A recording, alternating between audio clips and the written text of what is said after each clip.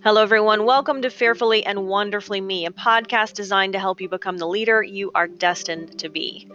Today's podcast episode is the first in a short series that I wanted to do on leading and managing change.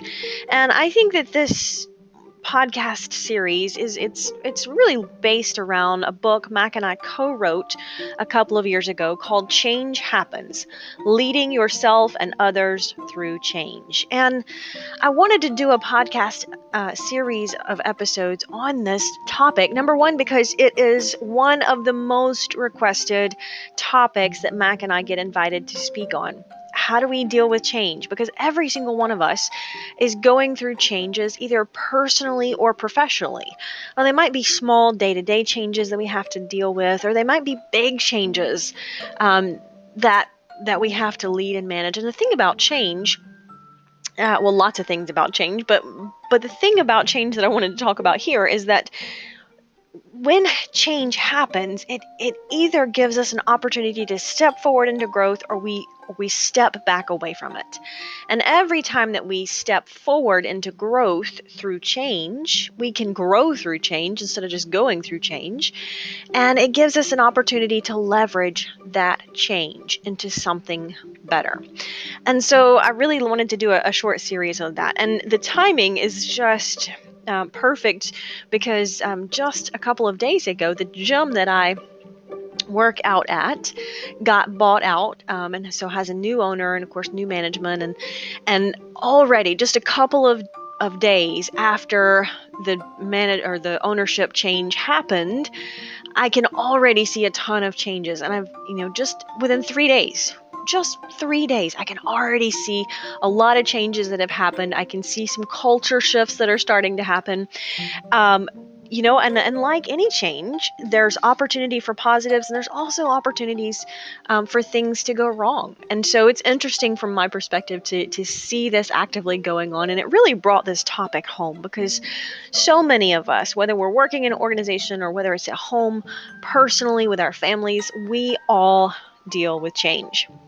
So if you've not read the book, Mac and I co-wrote it together, and so basically there are 15 chapters, and each chapter has a section from me and then a section from Mac. And so, of course, I'll mostly speak to the sections that were mine in this podcast series, and Mac may very well do a series on his thoughts as well. But I really wanted to just offer some insight into this, because I know that number one, most of us don't really love change unless it's our idea.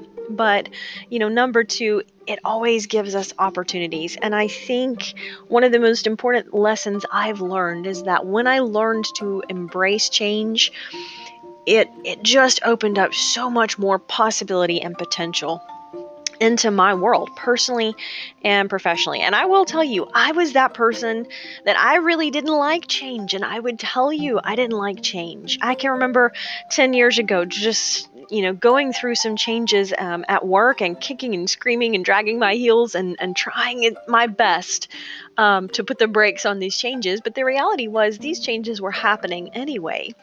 And I just had to learn that my attitude toward them determined the potential.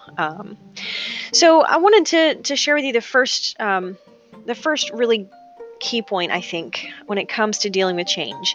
And that's: nothing fails like success. Nothing fails like success. Venus Williams said, you can never get complacent because a loss is always around the corner. It's in any game that you're in, a business, a game, or whatever. You cannot get complacent. And it's really one of the dangers of success. Nothing fails like success, because here's why. When we are successful, it's just human nature for us to continue doing that. If we are successful in doing something, it's working for us. And so we naturally say, oh, it's working for me, or it's worked for me in the past. Let me continue to do that. But here's the thing. If we assume that what has worked for us and gotten us here is enough to help us be successful in the future, that assumes that everything around us doesn't change. And that's not true. there are always going to be changes. There's always going to be progress, right? And success often can lead to failure because we do get complacent when we are successful. We do get comfortable when we are successful. And if we are not guarding against that, then if we keep on doing the same thing, assuming it's always going to work, and something else changes, we'll find ourselves in a mess. I can think of some really great examples. Think of Blockbuster videos, for example. They absolutely refused to get into the game of streaming, or the business of streaming, I guess you would say. And now they're obsolete because nobody drives to the store, the video store, and rents a DVD or a VHS anymore. We just download or stream the movies, right from our home. And so that's a huge change, a huge sign of technology changing, and a business that failed to adapt, right? They were very successful in the video rental business, and so they said, let's just continue to do that, ignoring the wave of the future, and now they are obsolete. So that's just one example, but I can think of examples personally too.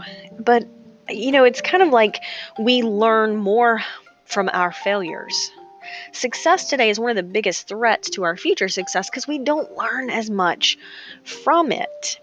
I guarantee you, if you could look back and think about some of your biggest mistakes over your, whether it's the last few years of your life or the last few years of your career, but I bet they stick in your memory, and I bet you haven't repeated them nearly to the degree that gives you that opportunity for making mistakes that success does, because we learn more from our failures. We learn what didn't work. Success doesn't teach us that. Success doesn't teach what didn't work. It teaches us something that worked once, and so we just assume it's going to keep working, and it's easy to get complacent. But nothing feels like success because the status quo in life is change. Right? Ben Franklin is famous for saying, nothing is certain except death and taxes. Well, really and truly, change is certain because change is coming. And if we don't change and respond to it, we're going to find ourselves left behind. I love Og Mandino's thoughts on this. He says, I will not allow yesterday's success to lull me in today's complacency, for this is the great foundation of failure. When Mac and I are speaking from this stage on this topic, I love to use the analogy of a sports team, especially football. And I see this, Mac and I don't really watch a lot of sporting events anymore, but we used to watch football because we lived in Auburn, which is the home of Auburn University. And kind of when you live there, you're a little more caught up in the success of the team. And I could see this principle lived out in football games over and over again. Even when Eric was playing football in high school, at halftime, the two football teams would go into the locker, and a lot of times one team was way ahead, winning by a huge margin over the other one. And so at halftime, the two teams would go into the locker, the coach would give them the pep talk, and they would come out for the third and fourth quarters. And a lot of times what happened was that the team that was way ahead, they were winning by a huge margin, they had gone into the locker room and kind of said, hey, we're playing good, everyone's executing great, let's keep doing this, this is working for us, let's continue to do what we've been doing. And there's nothing wrong with that, but what happens is that the team that was way behind at halftime goes into the locker room and says, hey, this is not working, we've got to change something. And then I've seen it over and over again. The team that was behind makes that halftime adjustment, and then they come out in the third and fourth quarter, and they go on to win the ball game. Sometimes incredibly so, scoring, many, many touchdowns in the last 2 quarters of the game. And we can just see that principle lived out. One team is complacent, they're successful, they're comfortable, they're complacent, they just keep doing what they've been doing, but that assumes that the other team doesn't make any adjustments. And when that team that was losing makes some of the right adjustments, they go on to actually win the game. And we see this in business, we see this in sports, we can see it in our own lives. We have to, I think it's Stephen Covey that talks about what was enough to get us to be successful today is not enough to guarantee our success in the future. And we have to learn to adapt and make positive changes and leverage them before the need for them really even arise. And that's a difficult thing to do because it comes down to our vision of the future and our ability to look forward and anticipate and plan. And that's definitely something that comes with time and experience. But here's my point: is nothing will fail us like success if we're not careful, because we tend to get complacent. We get wrapped up in maintaining the status quo. And again, nothing wrong with that unless you want to become obsolete. I know there are people who didn't embrace using cell phones and texting, and look at the smartphone potential that we have now. And it's almost like if you want to have a conversation with your teenagers these days, you've got to be texting. Or what about if you want to have a conversation with your grandkids that are teenagers? You almost have to be texting because that's how they communicate. And if you're not willing to embrace that and you sit around waiting for a phone call, you're never going to get it. You are never going to get it. And so it's just a personal example of how technology has changed the way we communicate. Love it, hate it, indifferent to it. It's just a fact that we text people. In fact, it's even more common in business. One of the things I really love to do is, as Mac and I travel around and go to different speaking events in different states, often with a lot of travel, one thing I always really try to do is when we arrive into the city and we check into the hotel the night before our presentation the next day, I love to text the event planner or facilitator or our point of contact and just say, hey, wanted to let you know we are checked in. We're here in the city, here in the state. It kind of gives them a little peace of mind. They don't have to worry about their speaker getting delayed in travel or the plane being delayed or anything like that, because they've got that peace of mind knowing that we're there. So that's just a little way that I can make their job a little bit easier, perhaps. But here's my point. It's totally acceptable these days for me to just shoot off a text if I have their cell phone number. And that's something we wouldn't have even considered 10 or 15 years ago. It would have absolutely been a phone call. We wouldn't have thought to just dash off a few lines in a text message. And yet, if we're not quick to embrace these changes, both personally and professionally, we'll find ourselves left behind. So, just a nugget to take away is, as you go through your day-to-day or your week this week, really challenge you to just think about, where are you, what areas of life are you successful in? And just stop and take a few minutes to think about, are you in danger of becoming complacent in those areas?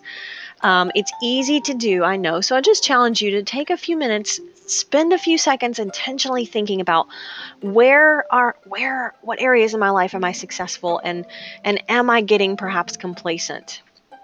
And that could be personally with your health. Maybe you've just kind of gotten comfortable with an exercise routine and it's not challenging you anymore, and maybe you're not reaping the benefits of it anymore. So think about that. Or maybe it's in your career, maybe it's in your personal growth and development. I know the statistics are staggering with how many people don't read books after they graduate college. It's enormously overwhelming. And yet, that's kind of our nature. Is we get done going to school or getting a certification or degree, we get a job, and a lot of us are tempted to be complacent in that growth area because mission accomplished, right? We've got the job or started the business. But nothing feels like success. Don't succumb to the dangers of getting complacent, because nothing fails like success. Until next time.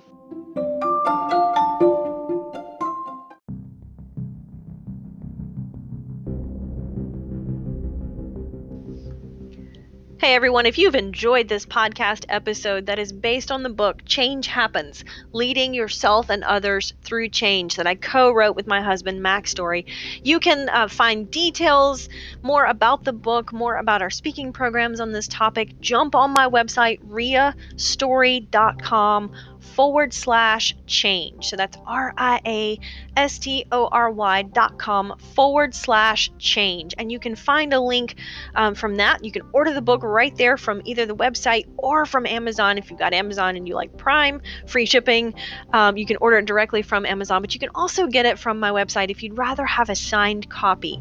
And if you're an audiobook listener, you can listen to an audio sample of Change Happens right there from that website page. So again, riastory.com/change.